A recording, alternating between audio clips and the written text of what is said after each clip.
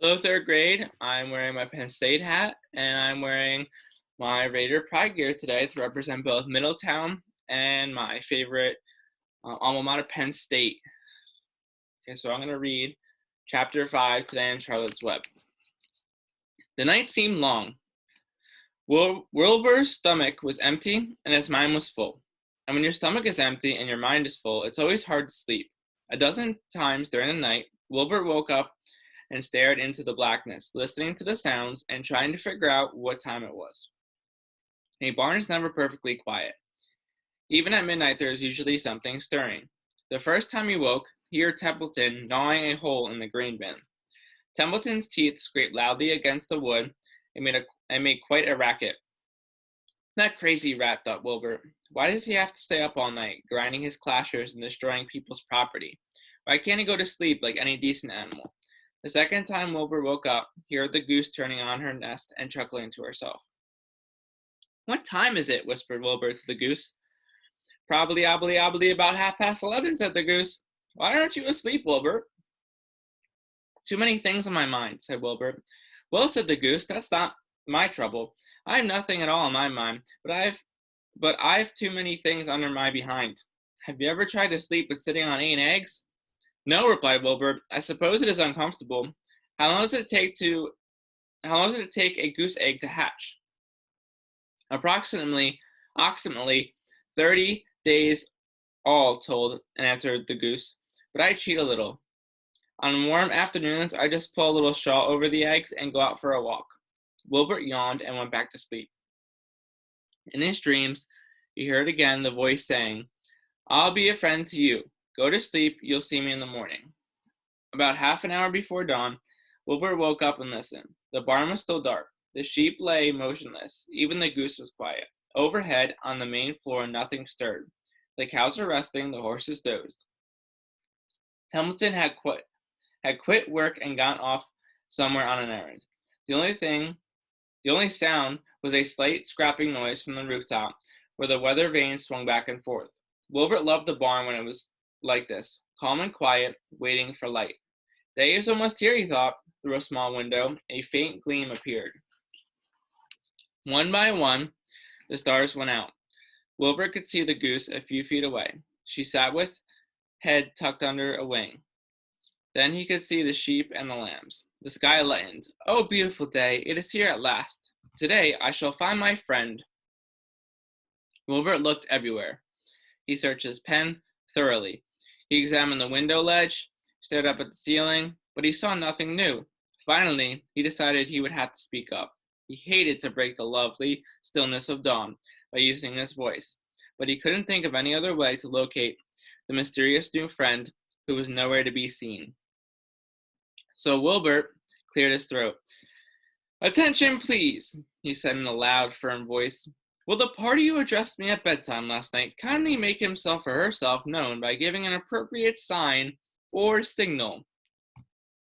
Wilbur paused and listened.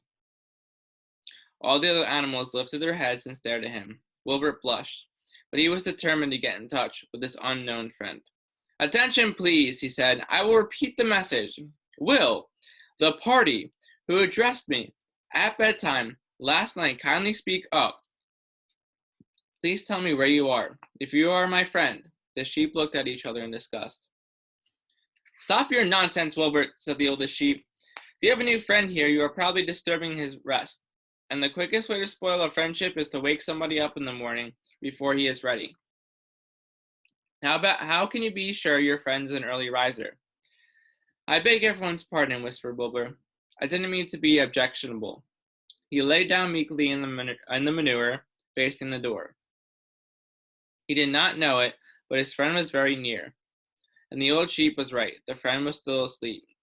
Soon Lurvy appeared with slops for breakfast. Wilbur rushed out, ate everything in a hurry, and looked through the trough.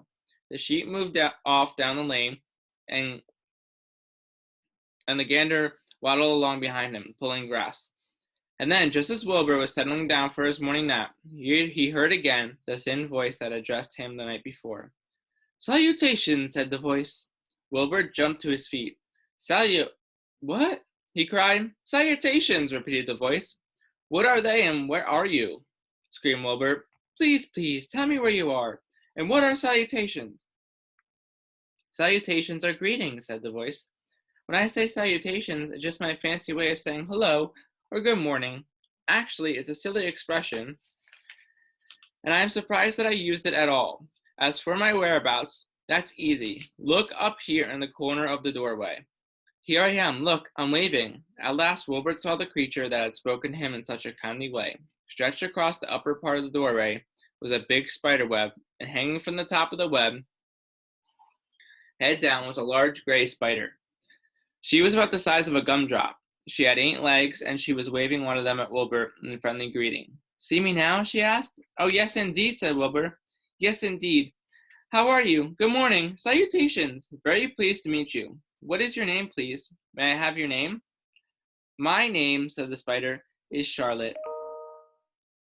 Charlotte what? Asked Wilbur eagerly. Charlotte A. Cavatica, but just call me Charlotte. I think you're beautiful, said Wilbur. Well, I am pretty, replied Charlotte. There's no denying that. Almost all spiders are rather nice looking. I'm not as flashy as some, but I'll do. I wish I could see you, Wilbur, as clearly as you can see me. Why can't you? Asked the pig. I'm right here. Yes, but I'm nearsighted, replied Charlotte. I've always been dreadfully nearsighted. It's good in some ways, not so good in others. Watch me wrap up this fly. A fly that had been crawling along Wilbur's throat had flown up and blundered into the lower part of Charlotte's web and was tangled in the sticky threads. The fly was beating its wings furiously, trying to break loose and free itself. First, said Charlotte, I dive at him. She plunged. Here's a picture, illustration of Charlotte and Wilbur. She plunged head first toward the fly. As she dropped, a tiny silken thread unwound from her rear end. Next, I wrap him up. She grabbed the fly, threw a few jets of silk around it, and rolled it over and over, wrapping it so that it couldn't move. Wilbur watched in horror. He could hardly believe what he was seeing, and although he detested flies, he was so sorry for this one. There, said Charlotte. Now I knock him out so he'll be more comfortable. She bit the fly. He can't feel a thing now, she remarked.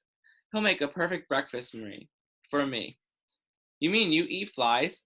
Gasped Wilbur. Certainly. Flies, bugs, grasshoppers, choice beetles, moths, butterflies, tasty cockroaches, gnats, midges, daddy longlegs, centipedes, mosquitoes, crickets, anything that is careless enough to get caught in my web. I have to live, don't I? Why, yes, of course, said Wilbur. Do they taste good? Delicious, of course. I don't really eat them. I drink them, drink their blood. I love blood, said Charlotte, and her pleasant, thin voice grew even thinner and more pleasant. Don't say that, groaned Wilbur. Please don't say things like that. Why not? It's true, and I have to say what is true. I am not entirely happy about my diet of flies and bugs, but it's the way I'm made.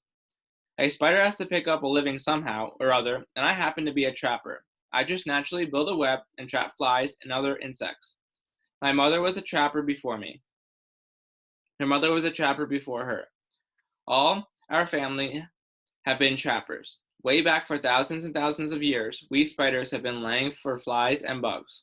It's a miserable inheritance, said Wilbur gloomily. He was sad because his new friend was so bloodthirsty. Yes, it is, agreed Charlotte, but I can't help it. I don't know how the first spider in the early days of the world happened to think up this fancy idea of spinning a web, but she did, and it was a clever of her too. And since then, all of us spiders have had to work the same trick. It's not a bad pitch, on the whole. It's cruel, replied Wilbur, who did not intend to be argued out of his position. Well, you can't talk, said Charlotte. You have your meals brought to you in a pail. Nobody feeds me. I have to get my own living. I live by my wits. I have to be sharp and clever, lest I go hungry. I have to think things out, catch what I can, take what comes. And it just so happens, my friend, that what comes is flies and insects and bugs. And furthermore, said Charlotte, shaking one of her legs, do you realize that if I didn't catch bugs and eat them, bugs would increase and multiply and get so numerous that they destroy the earth, wipe out everything? Really, said Wilbur? I wouldn't want that to happen. Perhaps your web is a good thing after all. The goose had been listening to this conversation and chuckling to herself. There are a lot of things Wilbur doesn't know about life, she thought. He's really a very innocent little pig. He doesn't even know what's going to happen to him around Christmas time. He has no idea that Mr. Zuckerman and Lurvy are plotting to kill him, and the goose raised herself a bit and poked her eggs a little further under her, so that they would receive the full heat from her warm body and soft feathers. Charlotte stood quietly over the fly, preparing to eat it. Wilbur lay down and closed his eyes. He was tired from his wakeful night and from the excitement of meeting someone for the first time. A breeze brought him the smell of clover, the sweet-smelling world beyond his fence. Well, he thought, I've got a new friend, all right. What a gamble friendship is. Charlotte is fierce, brutal, scheming, bloodthirsty, everything I don't like. How can I learn to like her, even though she is pretty and, of course, clever? Wilbur was merely suffering the doubts and fears that often go with finding a new friend. In good time, he was to discover that he was mistaken about Charlotte. Underneath her rather bold and cruel exterior, she had a kind heart, and she was to prove loyal and true to the very end.